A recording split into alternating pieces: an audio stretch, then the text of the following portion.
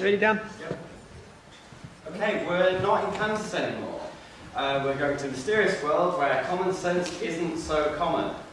I'm just going to run through a few logical fallacies and cognitive biases. Now, unfortunately, there are far too many of these to actually cover in this presentation, but hopefully I can stir interest in you looking them up and realising what stupid shit we're saying. You want to see the wizard of magical thinking. This is where events that are completely unconnected in reality, when they occur together, we naturally tend to think that they are related. For example, doing a dance or making a sacrificial offering and then presuming that the rain came because we made that offering, and then continuing to make sacrifices. Now in science there's the phrase, correlation does not equal causation.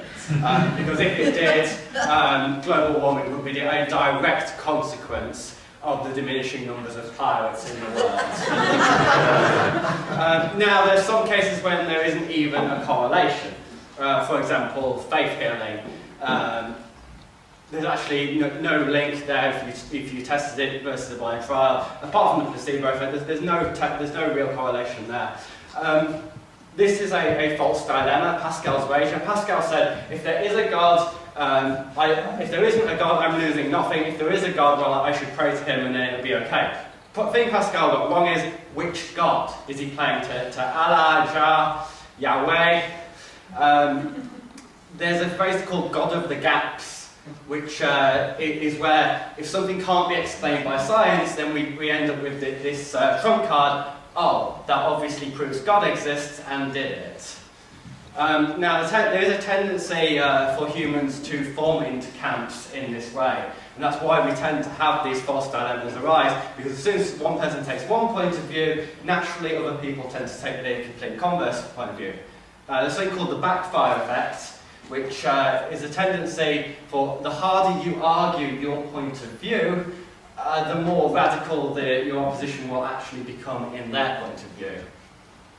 Of course, you can just completely ignore your opponent, that is what we call an ad hom, and not necessarily just coming down to insults, but also the idea of you must be wrong because blah blah blah.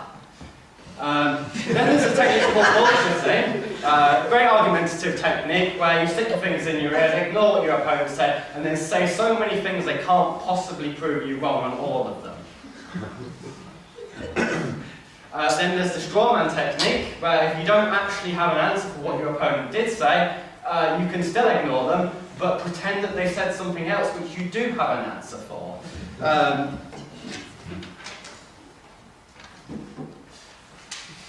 This is the negative proof. It comes up a lot debating against creationists and whatever. It's the idea that if you can't prove something exists, it must exist.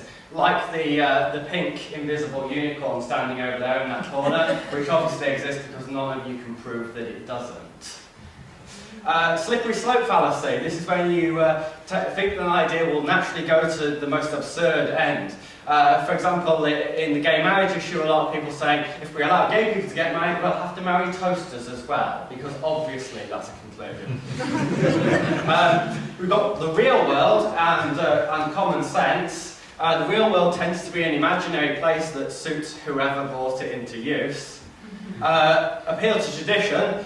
This is a major favourite of racists, homophobes and sexists everywhere. We've always done it like this. Or the naturalistic fallacy, look, nature does it like this, therefore it must be right. We have confirmation bias, it tends to be used by psychics. It's all, the tendency that people will always use for things that support their existing prejudices rather than anything that goes against it. So if you bombard them with information, they'll look at the things that they agree with. Group thinking is something that everyone thinks that everyone else does, but never thinks that they do themselves. And it's the tendency for people to be influenced massively by crowds. People will pick the answers in quizzes that they know are wrong if there's enough other people doing it. Retrospect bias, this is when you look at an event that's happened, say, I'm going to go for a drive in my car, you crash the car and you go, I should never have gone for that drive. Well, actually going for the drive was a perfectly sensible decision at the time, you're just making that in retrospect. As I said, I really can't fit all cognitive biases and logical fallacies So go out, learn what they are, critique your opponents, but most importantly, critique yourself, because the only way you know that you're right is by questioning yourself.